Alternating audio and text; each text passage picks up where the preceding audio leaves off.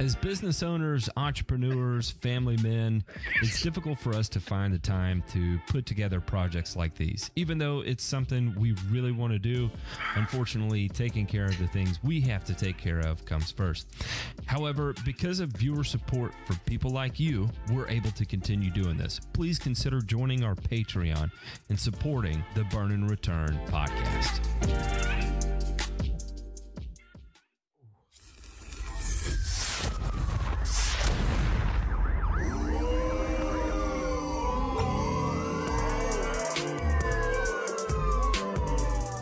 You're listening to Burn and Return, a weekly 1-hour podcast covering news from the agricultural and turfgrass industries.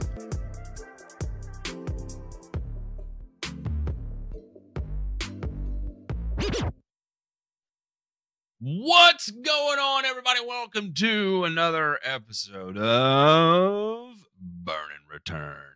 I want to personally apologize about last week. My kids were having some health problems. I had a weird health problem. And then when we were attempting to get a rescheduled date, my mom started struggling pretty hard with the COVID, but it looks like everything is on the up and up right now. So we are back behind the wheel. And alongside me today, I have my two wonderful partners in crime. And speaking of partners, I think that's very fitting considering the show before the show topic of conversation today. Mr. Ryan DeMay and Ray Ito. Gentlemen, how are y'all doing tonight? Yeah, I mean, I'm just trying to figure out where I can go spend $5 and get filled up the best. KFC, maybe over at Popeyes or down there at Chick-fil-A. You can always go to Subway. Oh, yeah. Yeah, that's a foot long, though. I'm pretty sure I can do better than that at Chick-fil-A. Ray, how are you? I'm good. I was telling Matt that this morning I had the opportunity to look at an absolute disaster of a lawn. Absolute disaster. Yeah. So some high to cut zoysia grass full of weeds. Oh, that's always a good thing. And severely, absolutely overwatered. Like I was told irrigation system comes on daily and it's running at night. That sounds like a really good, perfect job for you, Ray. And I'm glad you're out there to be able to take that on. What a way to spend the Sabbath. Yeah. DeMay, congrats to your Bengals, by the way. What? Hey. Huh? I know. Browns. Yeah. Hey, look, it's the same state, right? And same state. Yeah. It doesn't work like that. Well, no one was rooting for the Chiefs, right? I mean, was there anyone in America that was rooting for the Chiefs? I don't think so. Maybe the strange people that live in Missouri, but that was about it. We got some Chiefs fans that are listeners. I'm pretty sure we got some Chiefs fans that are listeners. Do we? Well, for anybody that I've made angry doing that, don't worry. I have not watched an NFL game in probably a decade, and I'm not going to start now either. So I'm just going off. No tittins, huh? I saw on Barstool Sports. No tittins for you. Huh? I'm just no, man. It's SEC football, and that I don't really. It's college football, really. I watch more than the SEC. I watch college football, and then a little bit of college baseball, and a little bit of college basketball, and then I'm done. I check out. It's hard for me to get into pro sports anymore. Don't get me wrong; they're incredibly talented, but it's I don't know. I don't get into it.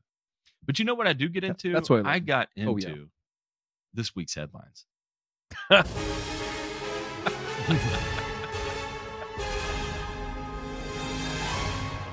Nothing to fear here. This is just the news. This first one here, and you wonder how this. You're going to start seeing more and more of this, and there are what is it? Farm action, farm policy action. Farm action that is out there. You can go to farmaction.us and learn a little bit about these people that are also fighting this fight that we're going to be talking about here as well. And that is farmers pushing back on fertilizer prices. In the place of yield records, new local equipment purchases, and who bought what farm around the corner, conversations between farmers this winter are instead largely focused on skyrocketing fertilizer costs. The coffee shop talk around the neighborhood is different every year. Farmers always seem to have something to yelp a little bit about. This year is definitely fertilizer. And I'm going to skip down here where he says, we were putting together numbers this year after harvest because we do a lot of our buying in the fall of the year. Just for our 800 acres of corn, it is going to cost us an additional $102,000 just for our liquid 28% UAN that we use. This is the talk of the town. We feed a lot of our corn to livestock, so we're always going to need a certain amount of corn no matter what.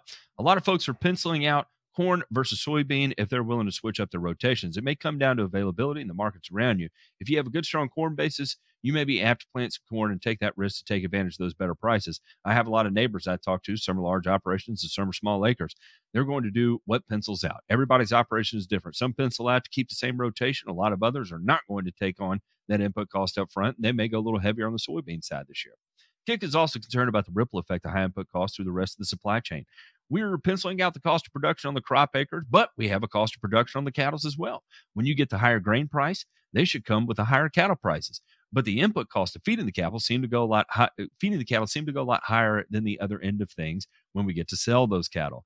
Yikes. In response to the phosphorus, through his involvement in Ohio Corn Wheat, Click has been learning more about this issue that goes well beyond the confines of Stark County coffee shops. Through the National Corn Growers Association and state organizations, commissioned 2 studies taking a look at fertilizer prices, one focused on nitrogen and the other on phosphorus. In response to the phosphorus study, NCGA and OCWGA had multiple conversations with Mosaic concerning the tariffs that were imposed in March by the U.S. International Trade Commission at the fertilizer company's request. Since then, fertilizer prices have dramatically increased. Mosaic's posture to date has been a masterpiece of irresponsible corporate social responsibility. The letter highlighted the issues Mosaic has placed on its customers and suggested the company's monopoly is creating serious problems for farmers. Estimates show that tariffs between 30 and 70% on phosphate imports would equate to roughly $480 and $640 million in added fertilizer bills for U.S. farmers. Only 15% of phosphorus imports now come into the U.S. without tariffs. And experts say that using commerce and ITC to manipulate the supply curve does indeed dictate price to farmers. So anyway, you can go through here and see, where they go in through, the cost per ton on anhydrous ammonia, which is at just all-time record highs as well right now. What's interesting about this is that, and we'll kind of get into this with one of our later topics, is that urea spot prices have begun to fall out of New Orleans, which is a good thing. However, the problem is that the inventory we have out right now that brokers and traders are trading on is not at the new spot prices out of NOLA. So it's going to take a month or two for those inventories to be sold through. May take longer, may take a quarter for those to be sold through before those urea prices begin to reflect in stores. But you got to remember that in the face of shortages, a lot of people were going ahead and buying massive amounts of quantity. So what normally may take a couple months may lead into a quarter before those prices start to come back to normal. One thing to keep in mind, and of course, we've got other geopolitical issues taking place right now that are going to continue to influence this. But if anybody is interested on the back end of this, again, you can head over to Twitter at FarmActionUS. That is actively working Washington right now on not just fertilizer prices, but they are probably the most aggressive right now for not just nitrogen, not just phosphorus, but also potash, because we also have Nutrien that has almost a monopoly on potash as well. And how this was allowed to happen is up for gigantic debate. And however, we are the ones that end up suffering from this through all aspects of agriculture. Gentlemen, talk to me. What do y'all think? Are we going to be able to? Is anything going to be able to be accomplished out of this, or is this one of those where we've got to ride the wave, get through it, bitch about it, everybody will forget about it, nothing's going to change, and we're locked in to the new status quo, and that is Mosaic, CF Industries, and Nutrien are just going to dictate to us how volatile and how much of a wild ride we're going to have to ride with our business from this point moving forward. Oof. I mean, if recent history is any indicator, it's going to tell you that it's probably going to be like this for a little while. I mean, the article is pretty pretty telling in the way that they go through and they look at and they chart basically the price of nitrogen fertilizer relative to natural gas and how it's basically followed the same curve, and where, you know, fertilizer companies in the past were pricing this based on their inputs. Now they're able to basically kind of charge whatever they want, and they know that there's, you know, a flush of cash in the market, particularly here domestically, and they're charging accordingly. So these tariffs too don't exactly help.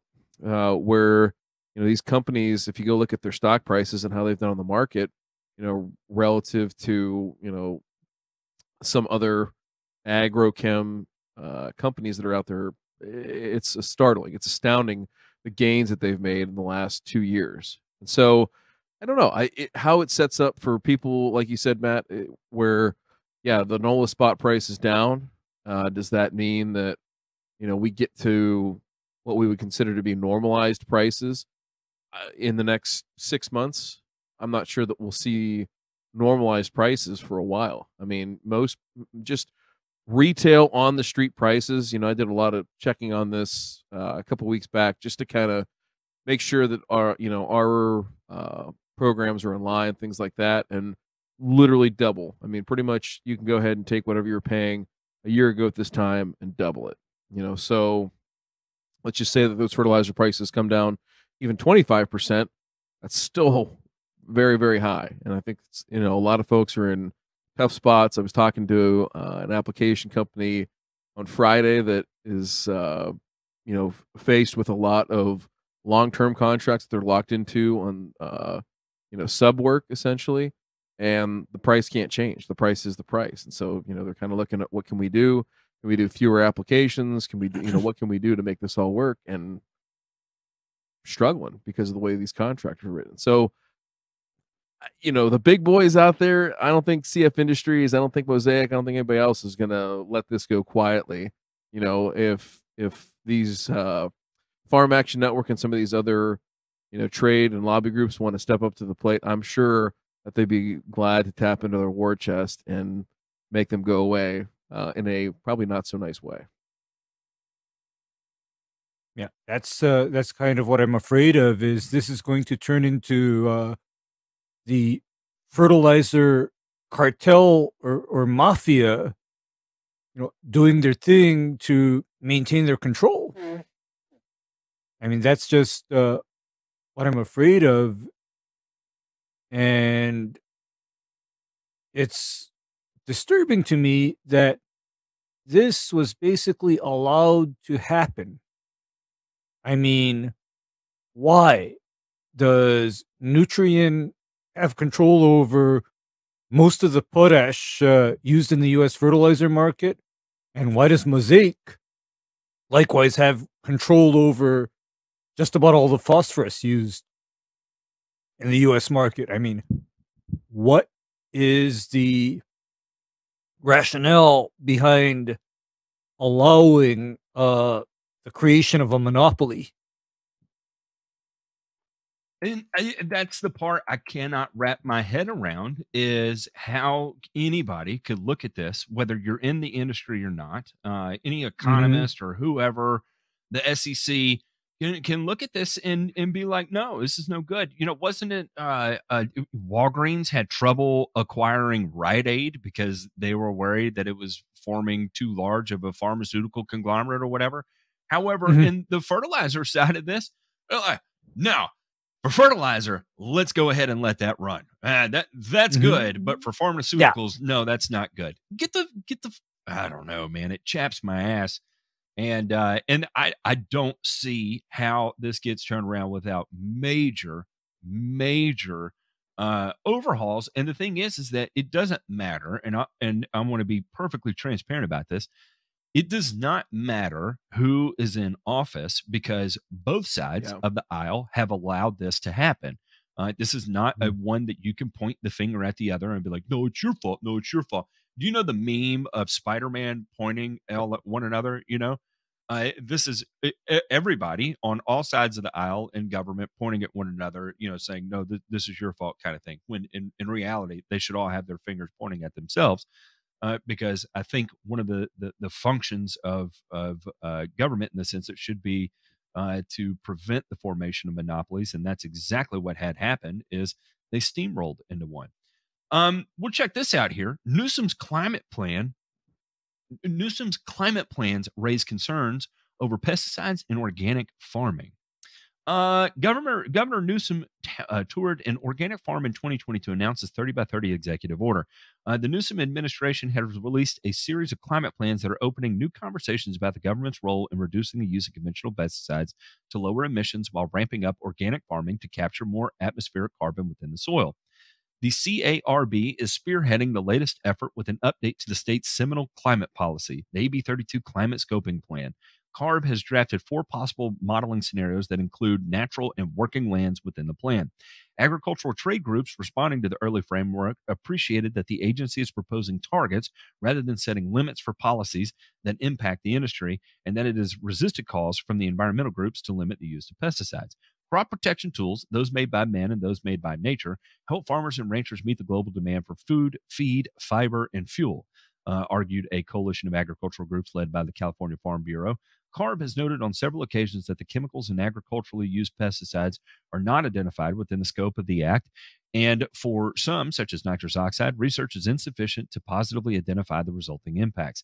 The groups were pushing back on a petition from a coalition of environmental justice groups led by the Pesticide Action Network North America, which urged CARB to further study methane and nitrous oxide emissions from the industry, particularly in livestock production, to include the scenario modeling. The environmental groups also called for full life cycle analysis of fumigants and other potential public health impacts. In separate comments, a policy advocate for the Agricultural Council of California reasoned that crop protection tools help farmers protect the global food supply from pest and disease while reducing waste, maximizing yields, and improving efficiency. She noted that pesticides were not within the original scope of AB 32 legislation. 2 of the scenarios within the draft report propose to increase organic production. And we'll kind of go off here is that the trade-off, they argue, is that boosting organic production can lead to lower yields, requiring higher market price, more land, water, labor, and equipment, which increases emissions by moving food production out of state, an unintended effect known as leakage. The groups also worried that artificially subsidizing the organic market would grant a competitive advantage to new producers while hurting the state's existing operations. The oversupply would reduce the price premium while increasing production costs, disincentivizing farmers to transition away from conventional farming, and adding more barriers to entry for new or socially disadvantaged farmers and ranchers. So here we go again. It sounds like there are some attempts at some common sense applied policies here. And then also at the same time, the reality of what happens when you attempt to jump aggressively at organic farming. I don't know. It's coming out of California. I'm curious to hear y'all's take on this. What y'all got? Lay it on me. Like you said, the common sense things, good. It's not the just beating the drum saying, hey, we're going to go this way, we're going to go this way, and we're going to put blinders on to everything, right? And it pretty much at least acknowledges that there are some very big hurdles, like not just, oh, hey, we need better, organic or biopesticides. The fact that, yeah, it's going to take more land, it's going to take more resources to make this happen. Until we hit that point where we lose that point of diminishing returns, right? Or we come closer to equilibrium between conventional and organic.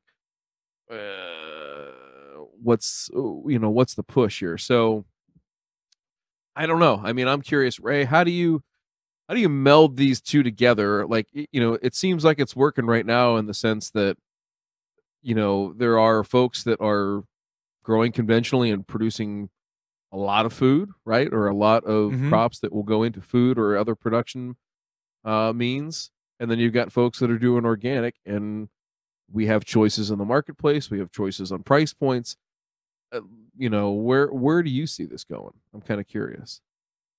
Where I see this going is the realities of supporting our population are going to just come sharply to a point, because we go back to that failed mandate for organic only in Sri Lanka. Do we want to recreate the Sri Lankan situation here in the United States?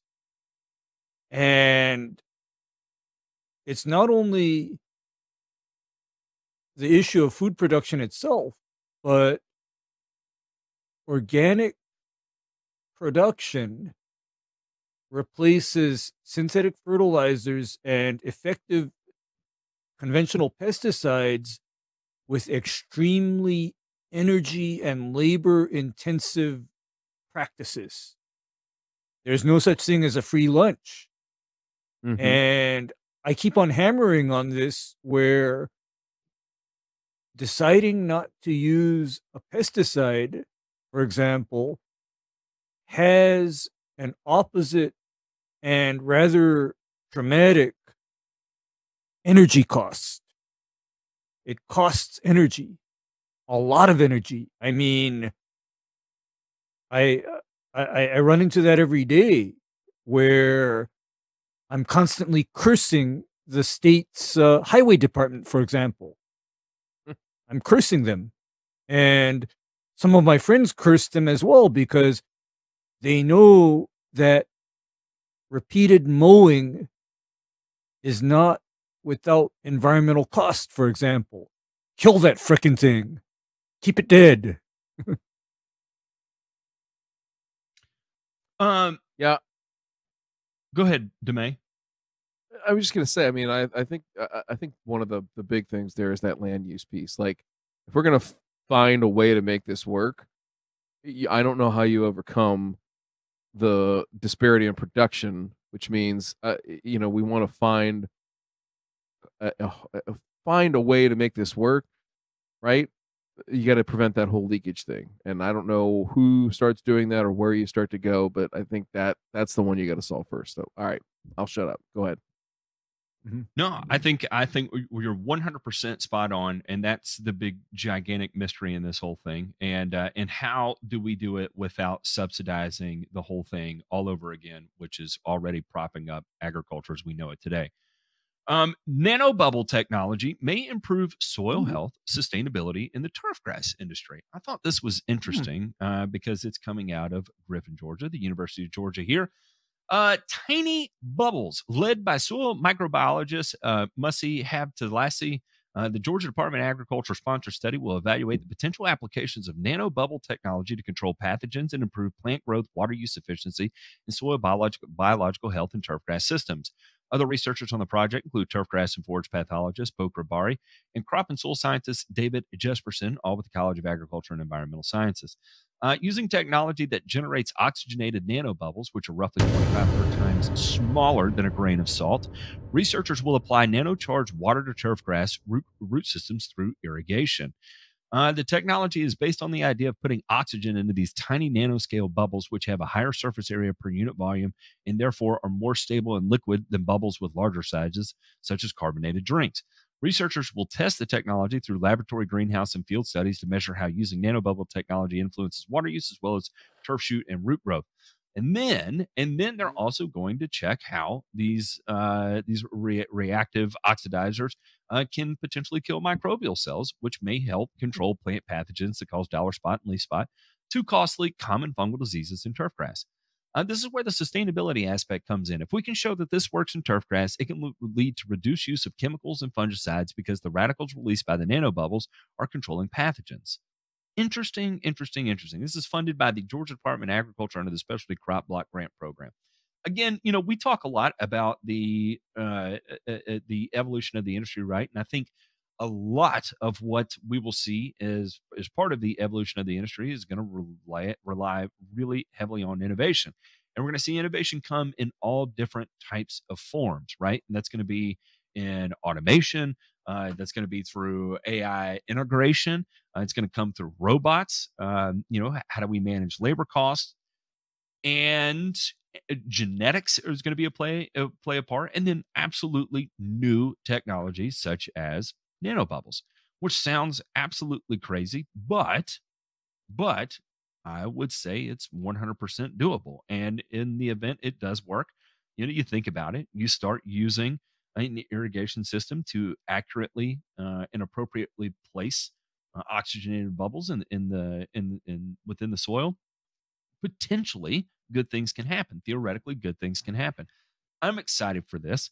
I think it shows that the hunger to innovate in this industry is still out there. And the fact that this is being tested in turfgrass and not irrigated ag shows me personally that there are guys in the industry, in the turfgrass industry, that are actively working their ass off to do something turf specific, which is just so exciting to me. I'm curious, do y'all have any insight into this? Is this the first you've heard of it? And I don't know. I saw this, I thought it was interesting. I'm curious. Do y'all know anything else about it? First I've heard of it. What do you think about repurposed bong water for this, Ray? Yeah. I mean, this is the first I've heard of it too, but then this has caught my attention because I'm familiar with utilization of peroxides in turfgrass. I'm very familiar with it. And to me, I've utilized it as a very effective tool. But the problem with peroxides is that it is something where if I had my druthers, there would be a way to economically generate that reactive oxygen and constantly apply it, whereas I mostly use a peroxide-based product as an emergency treatment for certain diseases. It works very well, but then it's rather cumbersome. I mean, Brian, I love xylitol. I love xylitol. I love that stuff too. I love that stuff, but then it's a pain in the ass to deal with, though. It is, and I think incorporating that type, what it can and can't do, right? Incorporating that into irrigation water, I would just at scale. That'd be the next thing: is how do we make it work at scale, right? So, I don't know. I'm very anxious. Hopefully they'll release their data. They'll come up with something. Yeah, they'll come up with something that actually works, because if because I deal too with anaerobic soils. I deal a lot with that. And oddly enough, one of my solutions or modes that I go into with anaerobic soil is I use reactive oxygen for that too, peroxide. Yeah, so there is an engineering company called Top Golf Services.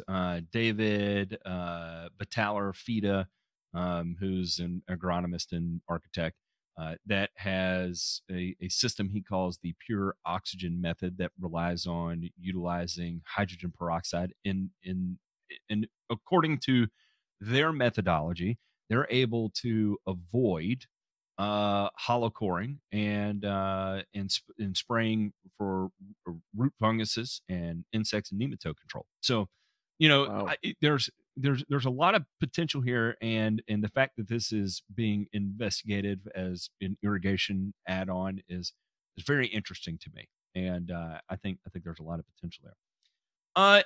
Gentlemen, we are getting to that time of the show where we are going to honor those that honor us, and that would be our patrons. I want to say thank you to all of you for allowing us to raise as much hell as we do on here, and be as wild and carefree as we could possibly be. For the cost of an airport beer, you get to join the $10 tier here, and you get all kinds of additional benefits. Like, look, you get hooked up on this thing where quarterly you get free merch. Look, you're just going to get a sticker that shows up, and it'll be something exclusive that we don't normally put out to everybody else. If you're in the top tier, you get a t-shirt. And if you haven't seen some of the t-shirts that have been put out, J Pink absolutely knocked this last one out of the park. Look at that. It just, that's beautiful. That is absolutely beautiful. Is that the Death Squad What did you band? say, Ryan? You said Yeah, that was a gaseous stream of glyphosate coming from the exhaust there. I believe so. Yep. Yes. Yeah, we're fogging glyphosate, Matt. It's actually volatilized 2,4-D. Ray came up with an engine that runs on 2,4-D. You just glug it in the tank there. Fill 2,4-D in, dicamba out. It's amazing. Fill her up, Tim. Yeah. Oh wait, we're talking about the fuel tank again. Sorry. Yeah. And also, let's look. I had a good time talking to Jesse Bousquet over the weekend, and so why not? We can let's listen. If you're a criminal out there, and we know we have criminals that listen to us, I read your stories. I'm not judging you. I'm not judging you. But if you need a federal attorney, reach out to Jesse Bousquet. Look, he's one of the boys. Anybody that has sprayed lawns at True Green before, anybody that has worked on wastewater treatment facilities, and then said, you know what, I'm having a midlife crisis. I'm going to become a lawyer, which he actually did before he had a midlife crisis. That is the kind of attorney you need to reach out to. You know why? Because he drinks old fashions on the weekends because he can, damn it. And then he'll go shovel the 4 feet of snow drifts that end up on his on his doorstep. So check him out if you are a criminal, and just understand that as a criminal, you do have a home here on the Burn and Return podcast. Gentlemen, let's check out this week's burns.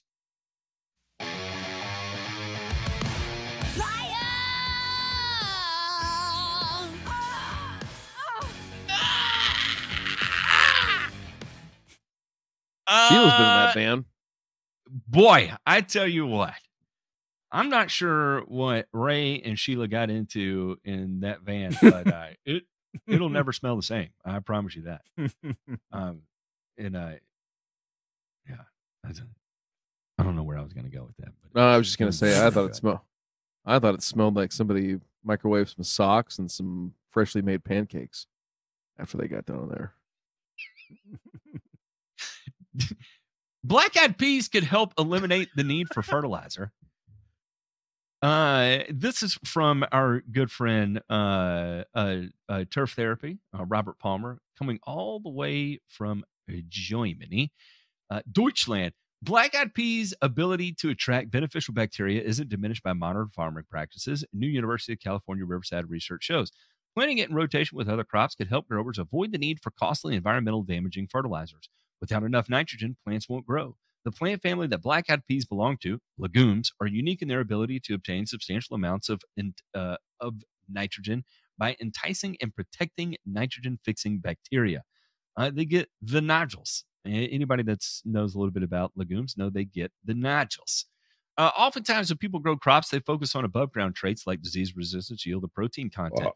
Only recently have growers begun to pay closer attention to below-ground traits like the plant's ability to attract soil-enhancing microbes. And then we go through results from this research have just been published in the journal Evolution. The experiment involved 20 types of black-eyed peas and point towards a genetic basis for their symbiotic abilities.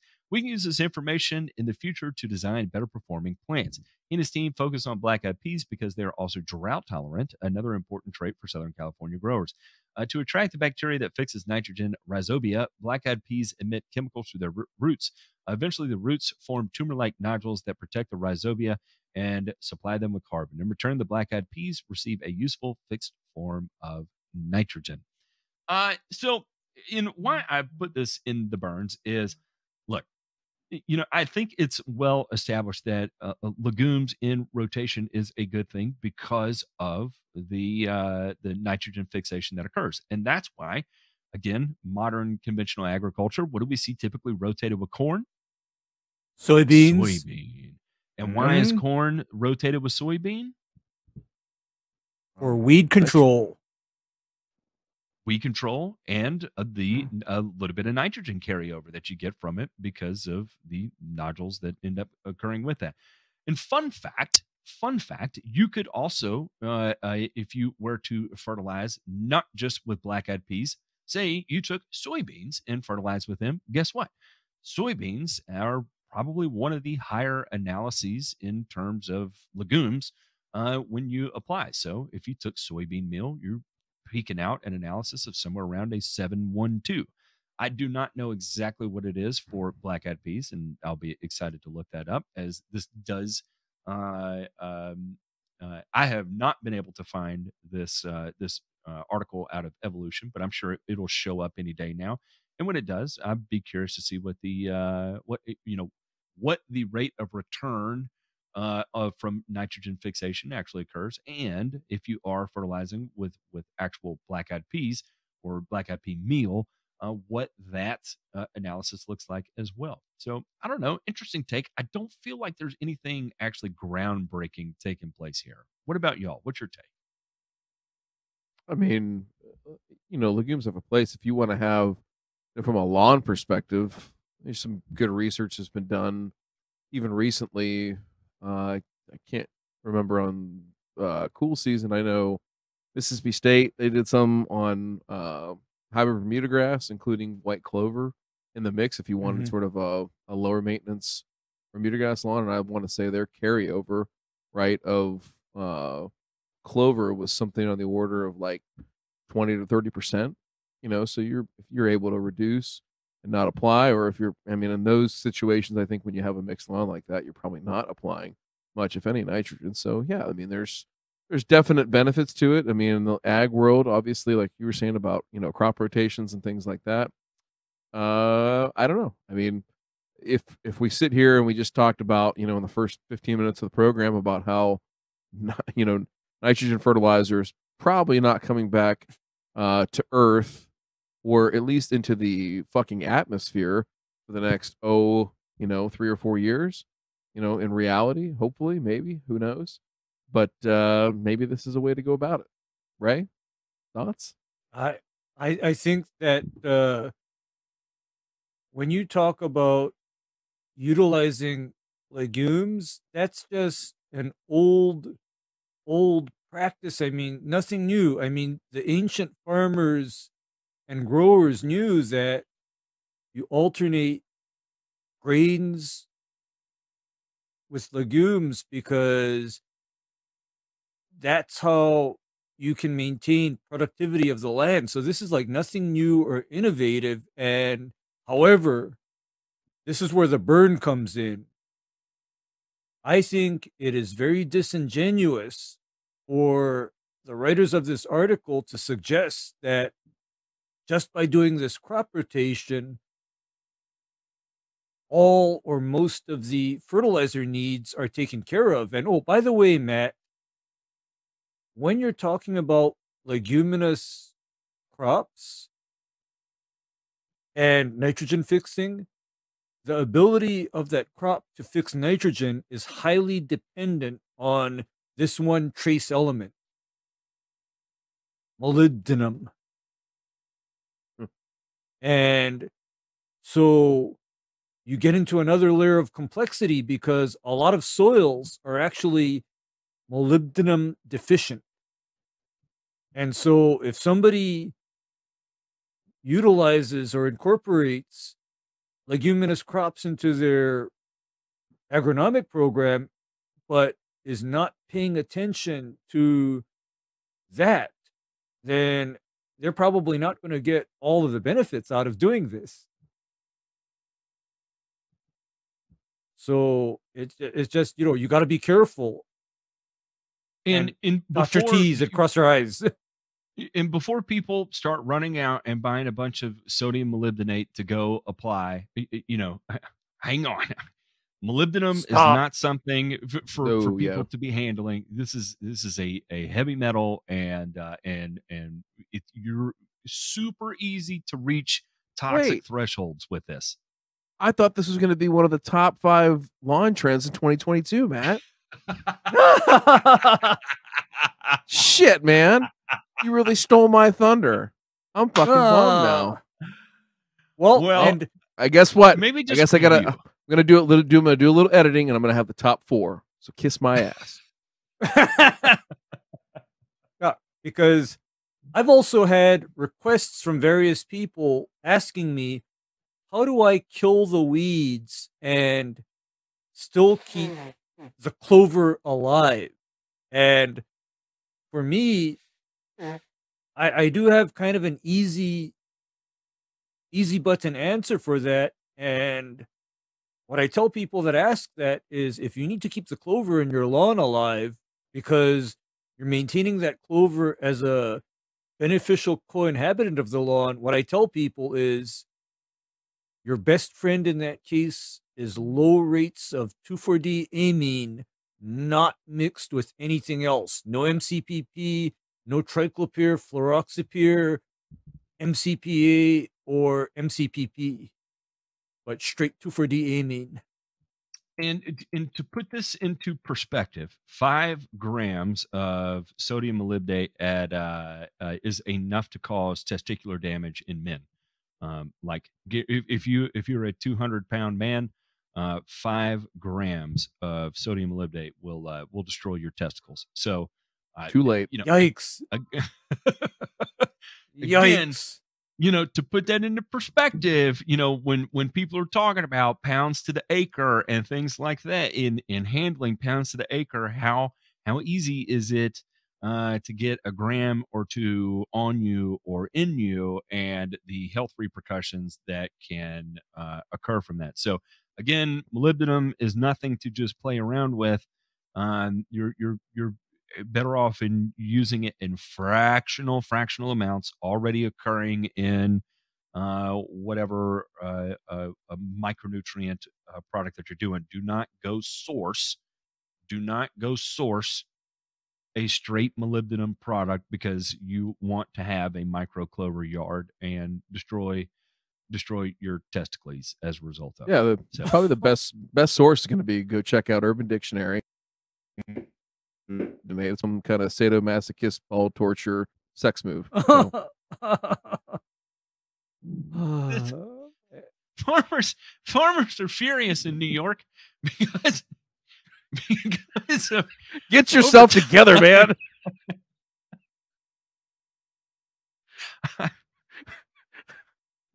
Matt chuckles at ball torture.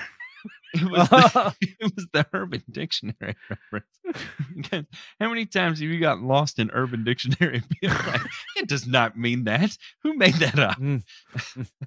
Maybe you should be. Yeah, that should be our full-time job. We should be arbiters on Urban Dictionary. All right, let's go talk about overtime in New York. Because New York is within the United States, the epitome of clown world. New York's farming families say they're furious as the state looks to lower the cap allowed on overtime. The Farm Labor Wage Board voted Friday to gradually decrease the threshold over the next decade from 60 hours a week to 40 hours a week. The decision was made despite 70% of the testimony from farmers asking for the rule to stay as it is. If the recommendation is approved by the state labor commissioner, New York would join California, Washington state in phasing in an overtime threshold common in other industries. But the prospect is alarming to farmers who warn the extra costs could cripple the state's agricultural industry. The North Country's leaders are bashing the move, urging the board to reconsider. The decision by the Farm Laborers Wage Board proves once again how out of touch Albany. I'm going to skip that statement because it's politically charged for no reason at all. At a time when residents are leaving our state in droves and opportunities are dwindling, now is certainly not the time to move forward with an unpopular mandate that makes it harder for farmers to hire workers. Agriculture is the economic backbone of the state, and everyone agrees that both farmers and farm workers deserve a fair deal. And this is why I think this is absolute insanity. Is I have worked in lawn care the overwhelming majority of my career, right? And there is something about it that you do not when you live and die by the weather, you live and die by the weather. And so when you have a green light, you go and you do not stop until your body forces you to stop. And sometimes that's 70 hours, sometimes that's 80 hours, sometimes that's 100 hours. And that is the risk to reward ratio metric of trying to do something by the terms of the weather. And for the government to come in and dictate this, to say, you know what, we're going to cap it at 60. You know what? No, we're actually going to bring that down to 40, which is what they are looking to do here. Is they want to lower the overtime threshold for farm workers from 60 hours to 40 hours a week. Listen, I don't know. Somebody else jump in here because I worked in a salary position in lawn care for a long time, and there was no such thing as overtime. There was no such thing as working too much. There was no such thing as working too little, because you know why? When winter rolled around, guess who was sitting at home with their thumb up their ass? I was. Yeah. And Matt, this just now all makes sense to me because, by the way, in the state of Hawaii, 40-hour overtime is applicable to all trades and industries and has been for forever. So guess what that means for us?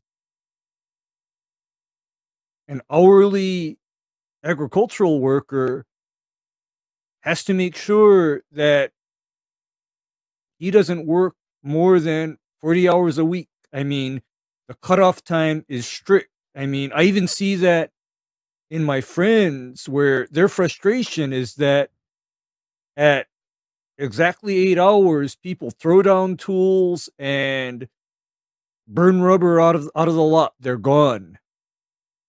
I mean, and like you say, agriculture and turf care, we are at the mercy of the weather. So really, when we got work to do, that 8-hour day, kiss it goodbye, because you got work to do. You got shit to do. And Listen, by the way, Matt, go ahead. and I too, when I was somebody's employee, they very quickly converted me to a salaried position. Do you know why? To skirt the fact that you were making double the salary, working 89, working 60 hours a week. 60 to 70 hours a week. That was my usual, because I would not do this thing where, 3 o'clock comes around, I'm off work. No, I stayed out there until shit was done. Even if that meant I was working like a 10 or 11-hour day. Every day. Yeah, I mean, you can have the conversation with my wife, and I hate to sound cold about this. And DeMay, you're the voice of reason here, and I know I sound incredibly cold here. And so, talk to me. What's going on in your head here? I mean, I think it's just a fact of life of what everybody that's in the farming industry, and to the same extent turf industry, has known for a long time, that it is a job where you do what you got to do, and you get done what you have to get done. And sometimes when you can do it, you got to get it done, Matt. Right. I mean, I can remember on the golf course, all the young guys that were always like, "Oh man, a rain day, we're gonna go home early," and you had to explain to them, I mean, yeah, you're gonna go home early, but I mean, it's gonna be tomorrow. Tomorrow you're gonna be staying to do what needed to be done the day before. Exactly. And so, like, the work doesn't go away just because it's raining, and sometimes it gets even not only more compressed in terms of the time you have available to get it done, but also it can create more work, right? So I think for these folks, right, I don't think that anybody wants to work any more than what they have to, certainly, but to basically say, hey, listen, we're going to take your overtime requirement and slash it by a third, and you're just supposed to deal with it. That's a massive shift in the way that those folks do business, right? Because here's always the thing, Matt, that pissed me off. I'll tell you this on the golf courses. We'd have folks that worked overtime on an hourly basis, and the response always was, "We'll just hire more people." right? And then you'd have, you won't need as many guys to work overtime. And it's not like that, right? Like just on the farm, same thing. You have people that are in certain roles there to do certain things, right? That I would be violating labor law to put them in a salary position. But you're telling me that their skills, their abilities, their knowledge, all that kind of stuff, their experience isn't worth it to pay them overtime for them to be here when they need to do the things that we all need to do to be successful, right? You're telling me to just go hire some swinging dicks off the street and everything's going to be all kumbaya. That's not the way that it works. It's just simply not. It doesn't And happen especially, that way. and I mean, this goes in lawn care. I'm sure it's the same in farming. I've, not worked in farming operations, but I've worked, in enough situations where it's a decentralized labor force and you have to go out and trust people, just like a lawn care business, right? You have multiple techs, you got employees. You ain't there holding their hand the whole time. And if it means that they need to be out there, sun up to sun down, right? Knocking on people's doors, triple furting people's lawns, despite those people that don't pay and want to try and pay you naked. That's right. Solidarity, right, my friend? Solidarity. I'm just saying it's pretty sad that we had to get to this point and there's not a better way to take care of this. And especially in the labor market that we're in. There's a whole, I could go on, but I'll shut the fuck up. And I know, and people are going to be like, oh, well, fair pay, they deserve fair pay, other people when they get to then they should pay them more. Then pay them more. Yeah. And just that's going to work itself out. That's irrespective of the overtime laws. Like they know what they're getting into as well. Like that's I hate to sound cold, but you know what you're signing up for. I mean, I took a job for my very first job out of college. Knew I was going to get my dick ground on the ground. $28,500 a year in 2003. Knew I was going to get my dick ground on the ground. Didn't care. Yeah, that's what I started at True Green for at $11.46 an hour, and I grinded out 80-hour weeks from February through November, and Saturday's mandatory, and after about your first 3 months, you get put on salary, and the way it works in the state of Tennessee is that after 40 hours, you make half time. You do not continue to be paid your full hourly rate. You get paid half your hourly rate on a 40-hour work week. So the more hours you work, the less you make. However, at the same time, I also did collect a check, for the remainder of the time where I did sit with my thumb up my ass. So, it's a nature of the beast that we get into here. This last one here, because I like black helicopters circling around my head. More fertilizer volatility. The Russia-Ukraine conflict could cause fertilizer supply and price issues. So for those of you that don't know, there is, if you don't know, I'm thoroughly stunned that there is some issues of a potential Russian invasion of Ukraine. And that could create some problems in the fertilizer market. Why, you ask? Well, it turns out that we actually get a little bit of stuff from over there, or at least they are major suppliers of other people around the world. And whether or not this is going to turn into a full-fledged conflict, who knows? Probably not. It's probably political posturing, but at least that I can hope for. But in the event it does, and sanctions begin to come down, then that means a lot of the fertilizer that may come from Russia, for instance, which actually produces a shitload of fertilizer that is shipped out from around there.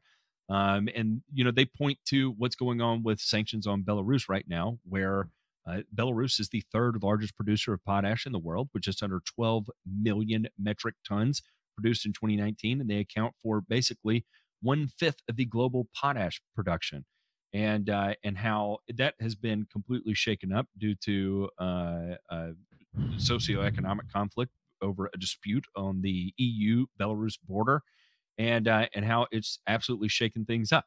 So, same thing here. We could be facing another hit to, wow, urea prices are down right now. However, it could get absolutely foobarred again with this domino piece that is the size of a meteor that's hanging out outside of the atmosphere with the potential to crash into Earth right now. So, I don't know. boys, y'all ready for the Russian-Ukrainian war to break out, or is this all political grandstanding? I think I think we got to get ready. We have to get ready because I'm sad to say that it doesn't look good. It doesn't look good because Russia has that guy at the wheel, and he's bloodthirsty, to put it nicely. Well, gentlemen, yeah. go ahead. Talk No, to me, I'm DeMay. good. I don't know what's going to happen. It doesn't look good, but you can't put your head in the sand and think that it's not going to affect in some way, shape, or form the fertilizer prices right now, especially when you've got the three companies that we spoke about earlier already, saying, "Oh, it's the tariff. It's not us. It's not our fault." Oh, they're gonna just. Oh, I bet you. Yeah. Oh. Yeah. They are sitting in the war room right now. Yes. Just raging, absolutely raging, staring at one another with their clothes off. They're just like, "Are you as excited as I am?"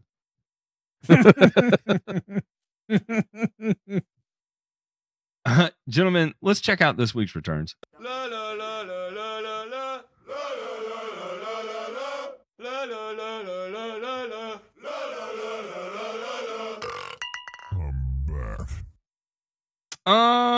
University of Florida study finds mixing turf varieties helps lawns last longer. Lawns containing a mix of turf varieties are able to maintain their aesthetic quality longer than single variety lawns because they are better at dealing with disease and pests, a new University of Florida study has found.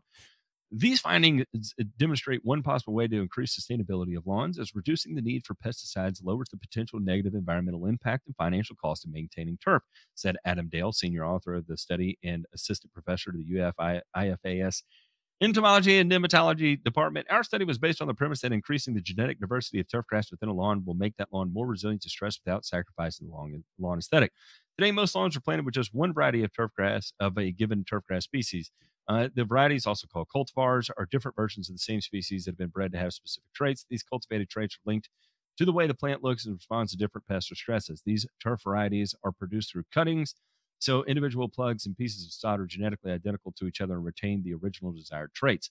While the traits each give variety its own advantages, their genetic uniformity has a downside. If a given variety is susceptible to disease or insect or pests, then the whole lawn is composed of that variety, and the whole lawn is vulnerable to damage if that disease or pest moves in.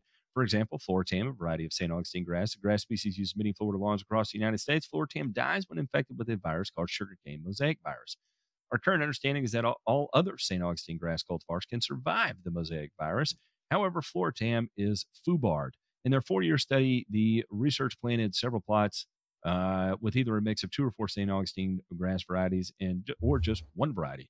Over the study period, the scientists took high-resolution photos and drone images of each plot, used a special computer program to measure the turf's color density, uniformity, and overall quality.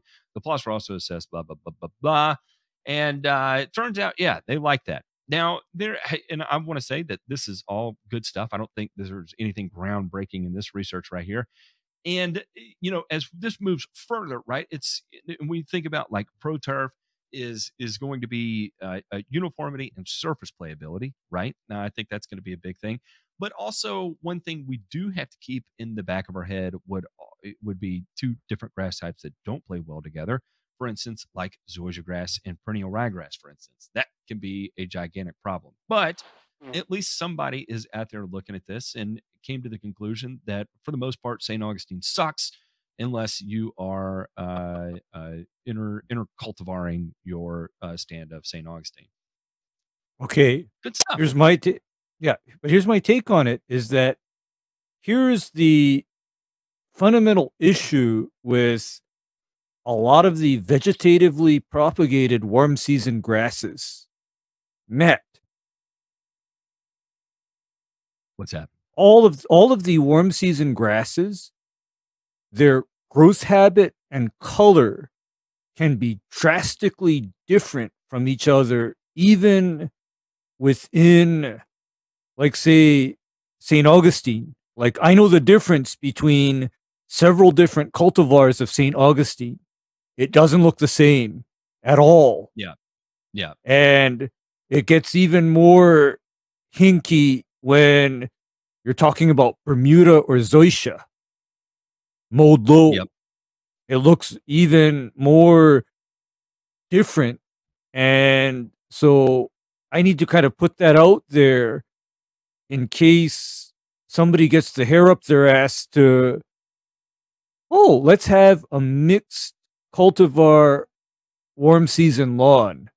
My advice to you is think about how different the growth habit and color of each cultivar will be when placed side by side. And especially think about it when you're looking at it up close every day.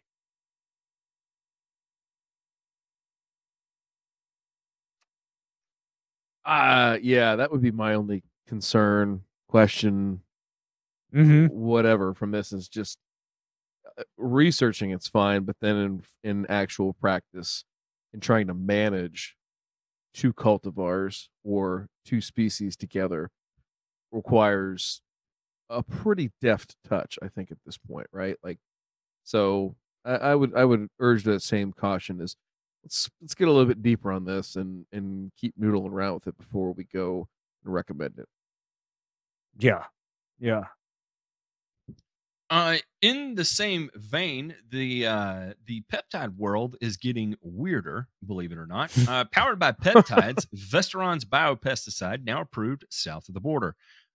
Already approved in the United States, Vesteron's Spear Lep, a biopesticide, is working on all kinds of different shit here. Vesteron developed its product from peptides, which are chains of amino acids. The company identifies naturally occurring peptides that have insecticidal properties. According to Vesteron, these neuromuscular targeting peptides overcome resistance problems that can develop from currently available pesticides. Spearlep was developed to control lepidopteran pests, which include caterpillars that munch on vegetable crops. The product can be used both indoor and on outdoor crops. Spearlep's initial use in Mexico will focus on crucifers, tomatoes, and peppers. Their vice president of sales and marketing said the company will bring Spearlep to market in Mexico through the company's territory managers and their regional distribution partners. Spearlep is the second product developed by Vesteron, which spun out of Western Michigan University. The company's first product, Spear Tea, was developed to address greenhouse insect and pests. The EPA approved the biopesticide in 2018. Spearlep was approved for use in the U.S. in 2019, the same year that Vesteron relocated to the Research Triangle of North Carolina. So what's interesting about this, and we're kind of seeing the rise of peptides in human medicine as well. I think the most recent phase 3 clinical trials that have been approved are the class of GLP-1 agonist for anybody out there that is on diabetic medications like metformin or Januset. Now we're seeing glucagon-like peptide agonists that are injectable things. They're just injectable peptides that move into the body and help regulate blood sugar levels, unlike any of the other medications we have out on the market right now. And now we're seeing it move into, we see it in fertility, and now also we see it on the world of biopesticides too, where you can actually, at genetic levels, start to manipulate what happens to caterpillar species. So interesting work here, and I think we are just beginning to unpack how this works, because there are so many potential peptide combinations, right? Because you think about how many amino acids are out there in the world, and you work that out mathematically with a factorial, and the number of combinations are just absolutely incredible. But the real chemistry and science and biology that comes into it is, how do you make that a scalable, shelf stable type of product, and that's where the magic comes in. And so I don't know, I thought it was interesting and worth bringing up. Neat Yeah, stuff. I mean, it's the kind of stuff that is going to move us forward, move us out of what I think someday, just like what people were doing 40, 50 years ago, right? Call it the Stone Age, and there'll be people that get on YouTube, watch us and be like, man, these guys are a bunch of fucking losers. Mm-hmm. Yeah, I mean, I'm going to if they don't already. Yeah, I'm going to be like very optimistic if we can find things that work, because specifically in fruit and vegetable production, that is where right now there are no good substitutes for organophosphates and carbamates. I mean, that's where it all goes. I mean, it got taken away from golf and turf and even ornamental use, but the last remaining uses are in fruit and vegetable production. Because remember now, that is where the chlorpyrifos and the diazinon went, for example. Went to fruits and vegetables. You know, again, with what we're seeing in the human trial experiment world, and there's all kinds of different things, right? And for instance, like what is it we see in the human body? Growth hormone, which technically is a protein, not actually a peptide. But there are peptides, the molecular weight of it. But yeah, we're seeing, like BP 157, that's, helping increase, healing rate. I almost said healing factor. Like, what is the, there's some, I think, is it a Marvel character that has a healing factor? It was Sabretooth and Wolverine. Are they Marvel or are they DC? I don't know. I don't know. If I'm offending anybody out there, I don't give a shit, to be honest. We just need 16 more patrons, and then Matt can learn. Yeah. And then, Matt, there's also this peptide that I was looking at that supposedly stimulates LH and FSH. I see. I've never heard of this. No, it's called I think kisipeptin or something like that. Oh yes, but yes. It's a peptide, but then there's debate as to how well that actually works in real life, because the claims made to me are kind of wild right now, because technically an injection of kisipeptin can be a treatment for what's known as secondary hypogonadism, because it will cause LH and FSH to be released in the normal circadian rhythm. And that is kind of huge, because right now there's no real good treatments for that condition other than, what is that? Human chorionic gonadotropin, but that has problems too, because there's like a very tight dosage curve that you have to follow with HCG, because, by the way, too much HCG will turn secondary into primary. Ray is going real deep on dissecting the human body there. And I want to make one more point here, is that there are millions of different peptide potential combinations that are out there. So I want to make it clear that just because you see the word peptide does not mean it is all the exact same thing across the board. Again, there are millions of different potential combinations out there, and each of them can elicit a response, and each of them may not elicit any response or have no effect on the human body or the plant or whatever the case may be. It may just be a random chain of amino acids that found their way linking up together. So anyway, interesting stuff. Gentlemen, real quick, let's check out the mailbag. You've got mail. This one is from John Doe, and he said, No, how does Matt... That's already been read. Oh, my fault. Oh, poop. That was 2 weeks ago. Oh, yeah, that's right. I actually got an email today, and if you gentlemen don't mind, and entertain Yeah. me here for just a second while I pull this up. And this is from Mrs. Mary Bean. She said, I watched your video about ammonium sulfate, and I was very nervous about applying ammonium sulfate to my tall fescue lawn. However, your video convinced me it was the right thing to do. I applied it 2 days ago and watered it in copiously. Now I'm noticing little points of white on the tips of the grass blades. Wasn't like that before putting the AMS out. I'm worried I over-applied, and perhaps this indicates salt accumulation.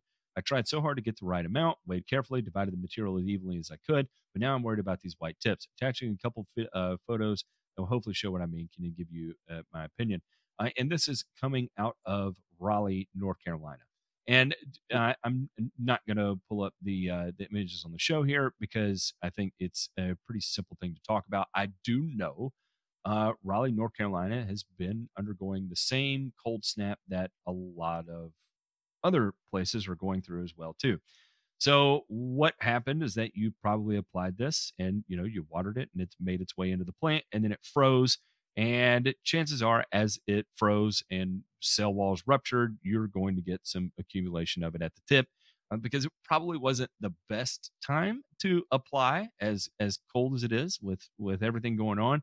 However, the caveat is that, are you going to cause any lasting damage to your grass? No, this is purely just a cosmetic thing because of how cold it is, and it will recover very, very quickly. All you need is a little bit of warm weather and a little bit of just natural rain. Nothing you need to do whatsoever, and you're going to be just fine. Yeah. Anything else, gentlemen? Am I skipping anything there? I don't think so. What you make a very good point in that using ammonium sulfate on something like that, the time to do it, as if people are not tired of Ryan and I talking about it, is the time to do something like that is actually the period before the grass actually goes dormant for the winter while the grass is still able to uptake it. Yeah? Yeah. That is the time to get your nitrogen down and get it down in a form that is most agronomically beneficial, which is not a delayed release or slow release formulation. You want the grass to uptake that nitrogen ASAP, incorporate it into its structure, and then be done. Yeah, and just to clarify, getting it down now, not the end of the world. You're not going to cause any damage. Nothing lasting is going to occur here. It's not the most opportune time. And I understand typically in Raleigh, North Carolina right now, you can get away with things like that because we're going to be dealing with 50-degree days, 60-degree days, and 40-degree nights, and in that kind of situation, it wouldn't be just the worst thing in the whole world. However, when you do have some cold snap through, it makes it a little bit more of a challenge and a little bit less opportune time to do it. But Mrs. Bean, I promise you're going to be okay. Nothing to worry about. And as soon as it heats up, you'll be real happy you did get it down. So, it's going to have green grass. That is going to wrap up the show today, unless y'all have anything else to add. Let's go eat some chicken. Let's go eat some chicken. We are going One of my to favorite head over. meats. Is it? Oh yeah. Can we get your top 5? It doesn't have to be tonight. I know you're a little under the weather, but can we get your top 5 list of favorite meats? In order? Ooh. Or no particular order? No, I want it in order, DeMay. That's why I want to give you some time. You don't have to answer this tonight. Yeah. Think about it. Yeah, I'm going to think. Parse on it. And I want a top 5 list of your favorite meats. I already have my top 5 figured out, Matt. Of course you do, Ray. Say that at the end of the show next week, we are going to all talk about our top 5 favorite meats, and it will go perfectly with some of the top 5 trends that have been noticed. And I think we're going to have a little breaking news segment next week that we get to unveil, and I'm really excited about that. So for those of you that are listening right now and don't know what we're talking about, I promise you, do not skip next week. It is going to be an absolute doozy. of entertainment coming your direction. All right, let's go join the patrons and let them choose this week's episode. Love you all. See you next time.